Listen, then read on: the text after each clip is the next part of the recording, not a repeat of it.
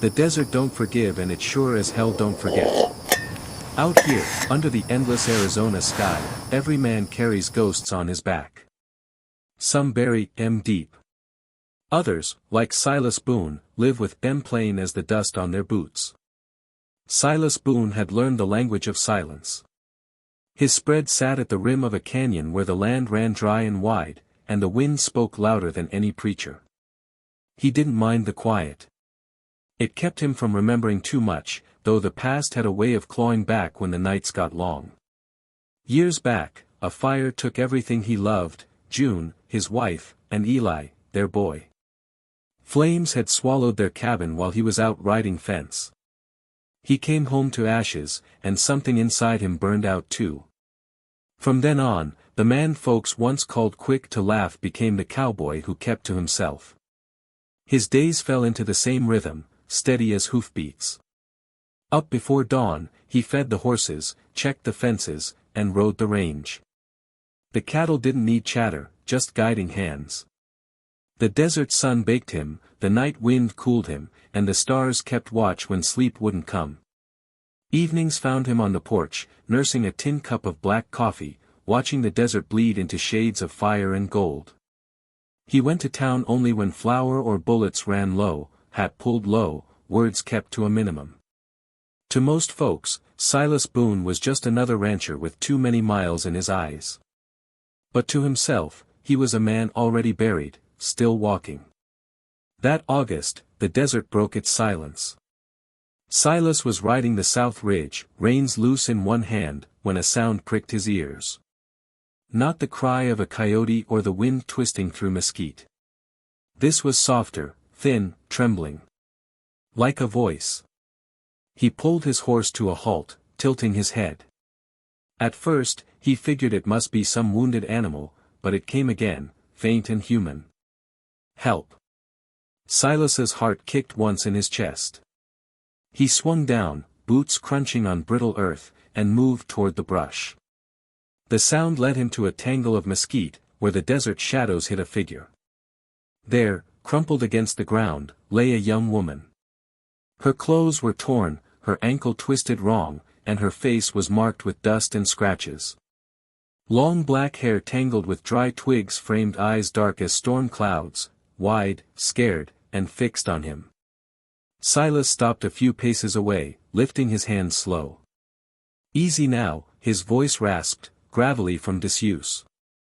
Ain't here to hurt you. The woman's lips moved, but no words came. Her throat looked parched. Silas unslung his canteen and crouched, offering it out. She hesitated, then took it, sipping small and shaky.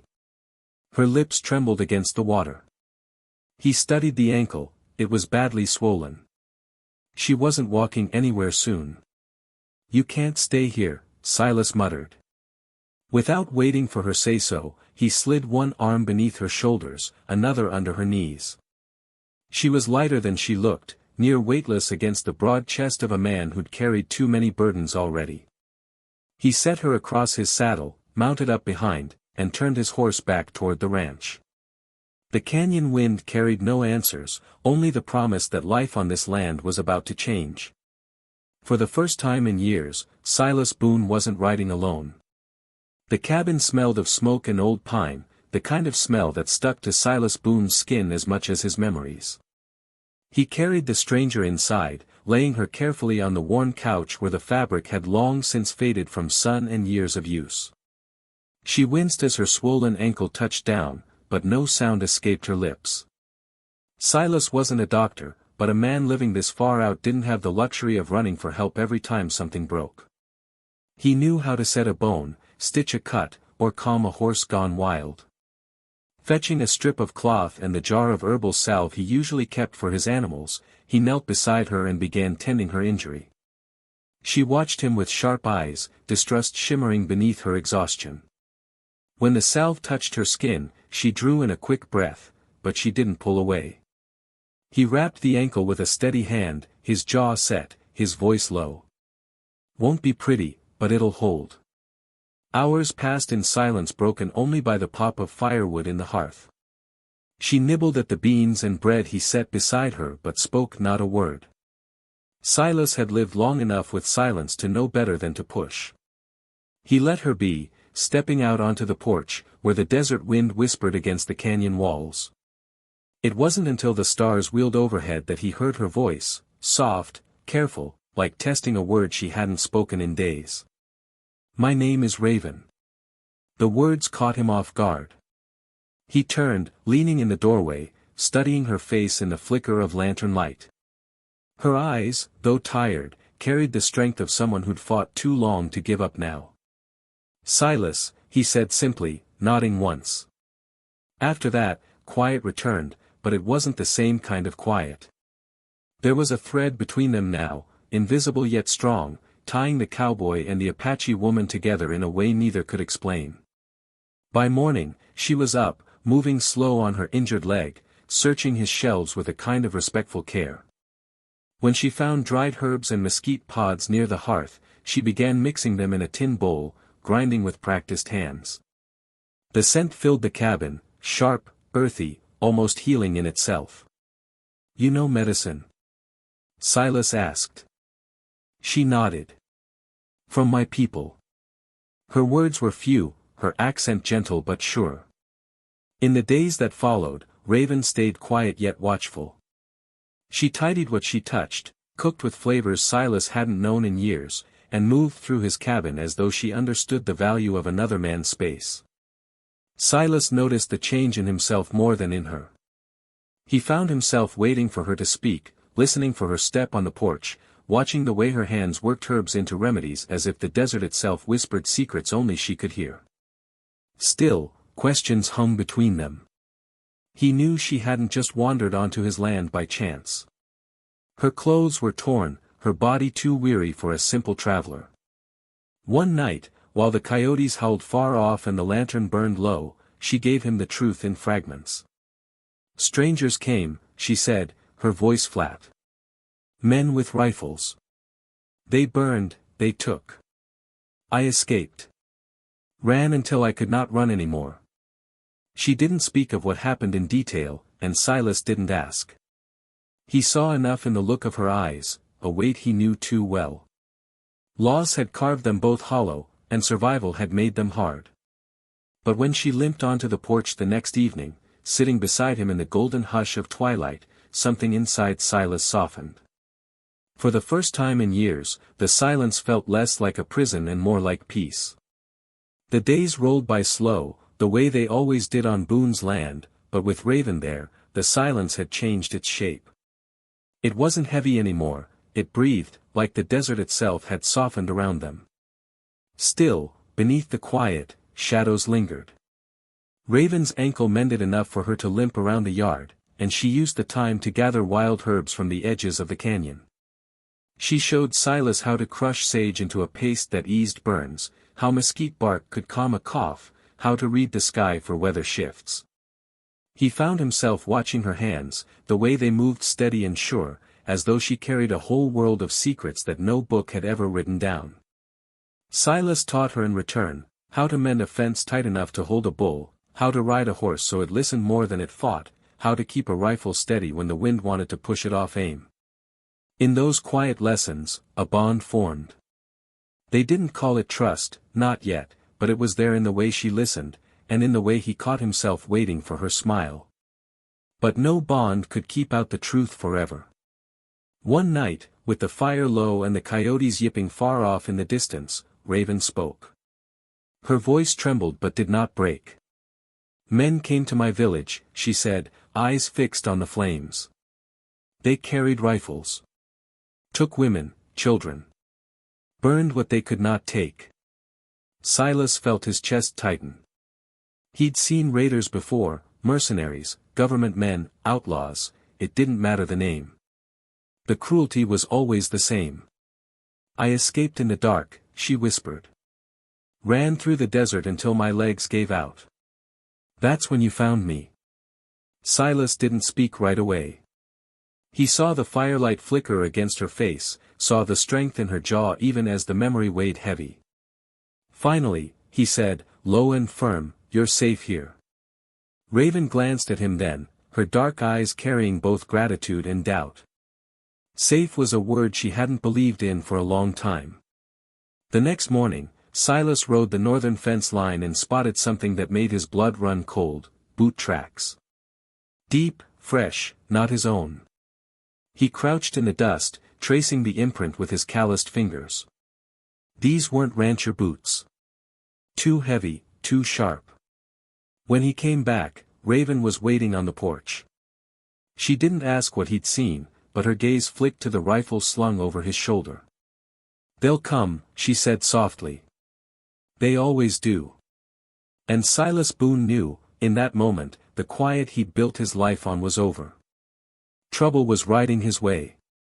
Silas Boone didn't sleep that night. The memory of those tracks gnawed at him like a wolf circling campfire light.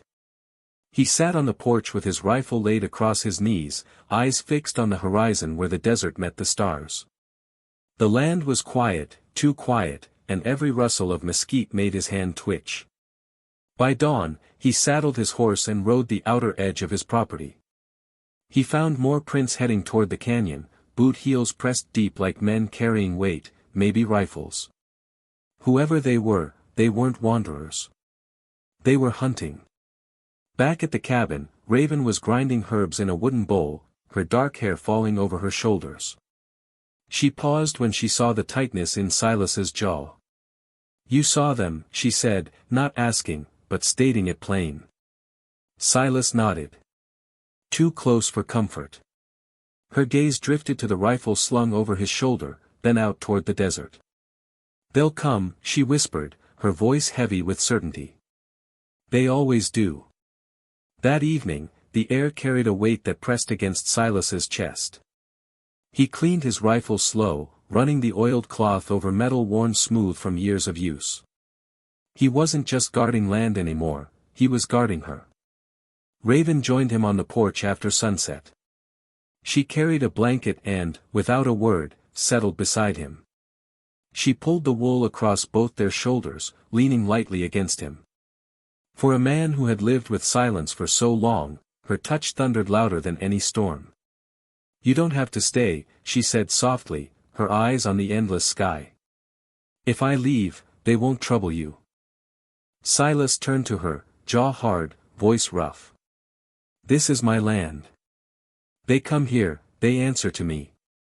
Raven's lips trembled, not from fear, but from something deeper. "I brought danger to your door." He shook his head. "You brought life back to it." For a long moment, they just sat there, the desert night wrapping around them. Neither spoke again, but the promise was clear in Silas Boone's steady stare: he wasn't about to lose someone he cared for, not again. The stars wheeled overhead, cold and bright. Somewhere out there, men were closing in, and Silas knew the stillness would soon break. Trouble was riding hard, and when it arrived, he'd be ready. The sun climbed slow and mean that morning, spilling heat over the canyon like molten iron. Silas Boone stood on his porch, rifle close at hand, eyes sharp on the horizon. He didn't need a clock to know the hour, his gut told him today was the day. By noon, dust rose in the distance. For riders broke the line of the desert, moving steady, not hurried. Men who rode like they owned the ground beneath them. As they drew near, Silas caught the details: wide-brimmed hats pulled low, coats dusted from long travel, hands never far from their pistols. The lead rider was tall, his face cut with a jagged scar that split his cheek in two. His eyes were hard and narrow, the kind that had seen blood and didn't mind spilling more. Flint.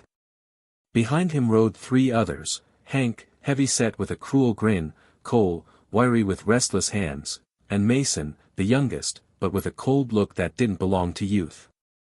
They reined up at the gate, dust curling around them like smoke. Flint tipped his hat back, voice carrying rough across the dry air. "You Boone." Silas didn't flinch. "That's right." Flint pulled a folded paper from his coat, waving it like proof. "We're looking for an Apache woman. Escaped from government transport. Word is she ran this way." Silas let his gaze rest on the paper but didn't reach for it. "Haven't seen anyone," he said, calm and flat. Flint's smile was thin, dangerous. "You sure about that, cowboy? We got orders. She's government property." Silas shifted the rifle in his hands, steady as stone. "This land's mine. You step on it, you answer to me." The air tightened, silence pulling taut as a noose. Hank spat into the dust, Cole's fingers twitched near his gun, and Mason's eyes never left the cabin door. Then it opened. Raven stepped out, wrapped in a faded blanket, her dark hair catching in the wind. Her ankle was still tender, but she stood tall, eyes locked on Flint. "She's not going anywhere," Silas said, his voice low but iron hard. Flint's scar twisted into a grin.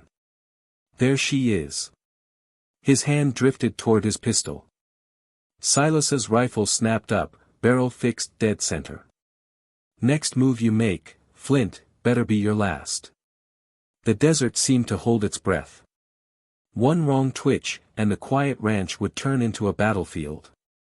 The yard was silent but for the creak of saddle leather and the desert wind curling dust around the men. Flint's hand hovered near his pistol, but Silas Boone didn't blink. His rifle was steady, his jaw set like carved stone. Raven stood in the doorway, her blanket whipping in the dry breeze, eyes burning with defiance. "I won't run anymore," she said, her voice steady. Flint chuckled low, a sound that carried no humor. Brave words for someone already caught. He nodded to his men. Hank shifted in the saddle, Cole's fingers twitched at his revolver, and Mason slid a hand to the stock of his rifle.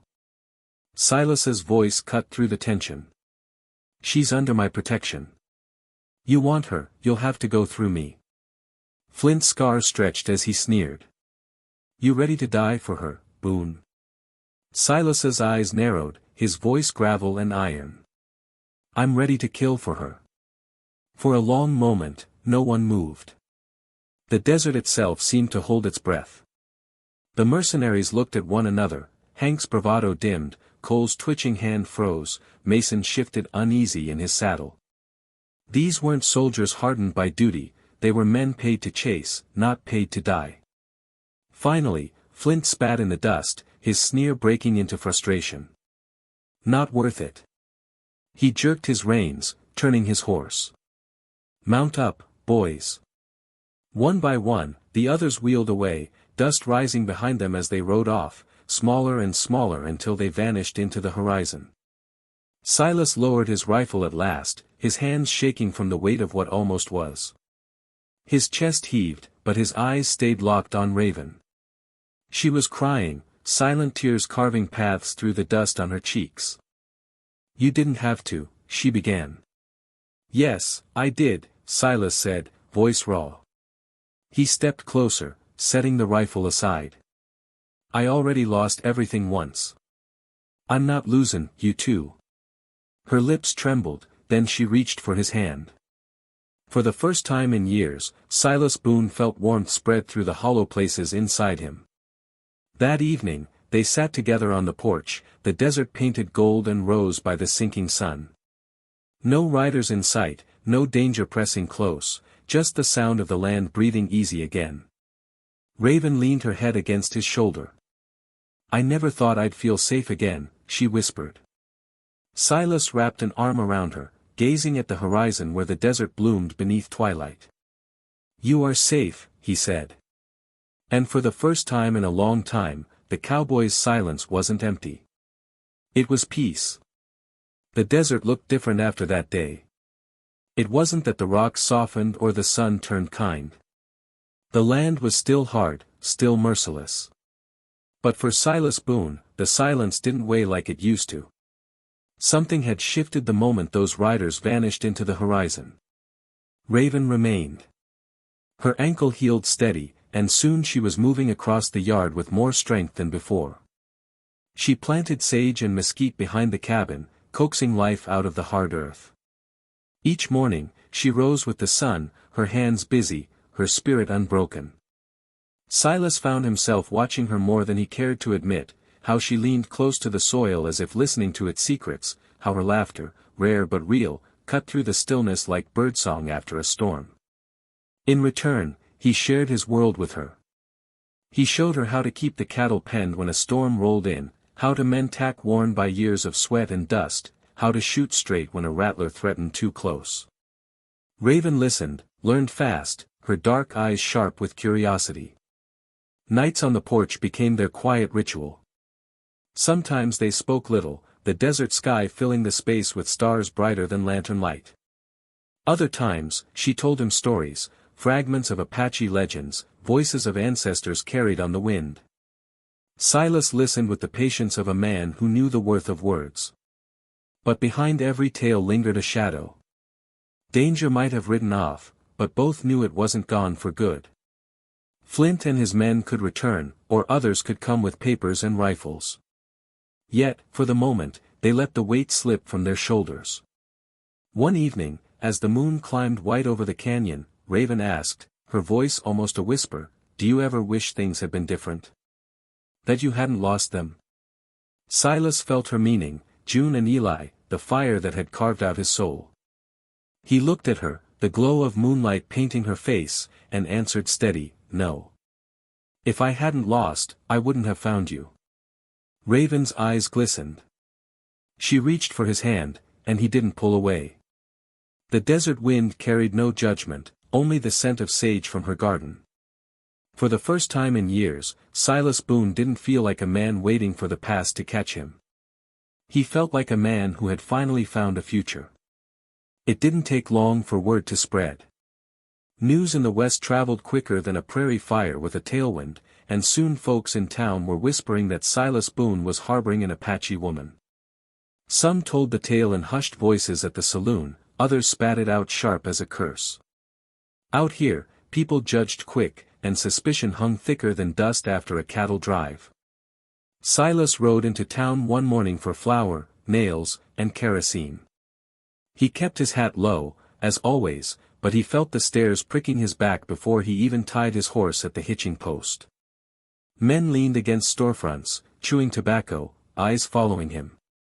Women at the mercantile whispered behind their bonnets, their words slicing quiet but sharp. "Boone's lost his damn mind. Taking up with a squaw, after all these years alone. Or maybe she bewitched him." Silas ignored them, same as he always had. He moved slow through the aisles, gathering what he needed, his jaw set like stone. When he stepped up to the counter, the shopkeeper hesitated before ringing up the goods, his eyes flicking with something between pity and contempt. "You keepin' company with her, Boone?" the man asked finally. Silas met his gaze, voice low and steady. "She's under my roof. That's all you need to know."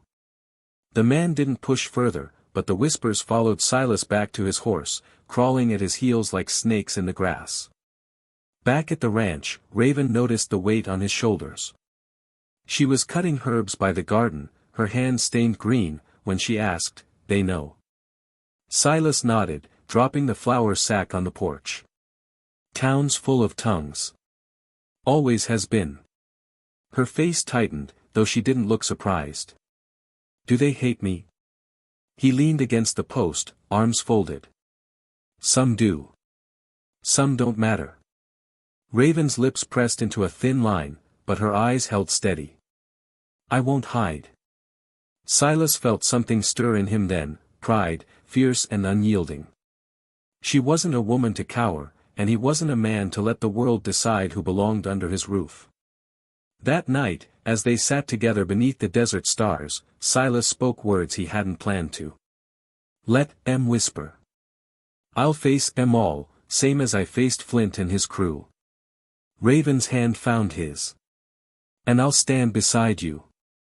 The desert wind carried their vow out into the night, and though the town might keep whispering, neither Silas Boone nor Raven bent their heads. Seasons turned slow in the desert, marked not by falling leaves or heavy snows, but by the way the wind shifted, the stars wheeled, and the earth cracked or healed beneath the sun. On Silas Boone's ranch, change came in ways a man could feel more than see. Raven's garden grew behind the cabin, sage, yucca, mesquite, and healing herbs she coaxed from the stubborn soil. Each morning, the scent of crushed leaves and desert blossoms drifted through the yard, wrapping the place in something it hadn't known in years, life. Silas, who had long grown used to bare fences and brittle land, found himself slowing near the rows of green, watching with quiet wonder as her touch made the desert bloom. In return, Raven took to the work of the ranch. She rode fence lines with him, her hair whipping in the dry wind, her ankle strong again. She learned to rope and mend tack, to steady her aim with a rifle. Silas never said it out loud, but pride welled in him each time he saw her lift her chin, unafraid of a world that once tried to break her. Evenings belonged to the porch. They would sit shoulder to shoulder, the sky painted in fire and gold, letting the silence stretch easy between them. Sometimes Raven told him stories, of ancestors who read the stars, of rivers that once ran where dust lay now. Other times, Silas spoke of June and little Eli, not with the crushing grief that once hollowed him, but with the soft ache of a man learning how to live with ghosts. One night, as the moon rose fat and pale over the canyon, Raven turned to him. Her voice was quiet, but the question carried weight. "Do you ever wish the past was different?" Silas's jaw tightened, his eyes fixed on the horizon. For years, the answer had been yes, always yes. But now, with her beside him, the truth had shifted. "No," he said finally, voice rough but certain. "If it had been different, I wouldn't have found you." Raven's eyes glistened in the moonlight. She reached for his hand, and Silas let her take it, his calloused fingers folding over hers. For a man who had lived so long with nothing but dust and silence, the moment felt like rain on parched earth. And there, beneath the desert sky, Silas Boone realized something he never thought he would again: he wasn't just surviving. He was alive. Years passed, though the desert had a way of making time feel like it stood still. On Silas Boone's land, life no longer echoed with emptiness, it carried the rhythm of two people building something together. The cabin that once felt like a tomb now hummed with laughter, the clink of tin cups, and the low murmur of voices sharing the night. Folks in town never stopped whispering. Some said Boone had gone soft, bewitched by an Apache woman. Others claimed Raven had found a way to tame the wildest cowboy this side of the canyon. But those who set foot on Boone's ranch knew better. They saw the fences tight, the cattle strong, the garden alive with green. And they saw a man who smiled again, who laughed, who had laid down his grief without forgetting it. Raven became a part of the land as much as the mesquite and the red rock cliffs. She treated fevers for neighbors who once wouldn't look her in the eye. She gave children herbs to ease coughs, told stories that made them wide-eyed under the stars. Slowly, suspicion turned into respect, respect into something near to acceptance. Silas never asked for the town's approval, but it came all the same, one cautious handshake, one nod of the head at a time. And though he and Raven lived quiet, their story stretched further than they ever knew. Around campfires and in saloons, folks began to tell it, how the cowboy who'd lost everything gave his heart to a woman the world tried to take, and how she gave him his life back. Some swore Silas Boone saved Raven. Others said Raven saved him. Most figured both were true. On nights when the sky was clear and the desert wind carried the scent of sage, Silas and Raven sat on the porch, side by side, saying little. They didn't need words. The peace between them told the whole story. And in time, the tale of Boone and Raven became legend, not for gunfights or riches, but for something rarer out west, love that endured, even when the world stood against it. If you had been in Silas Boone's boots, would you have stood your ground for Raven, knowing the danger it brought? Or would you have let the desert take her fate elsewhere?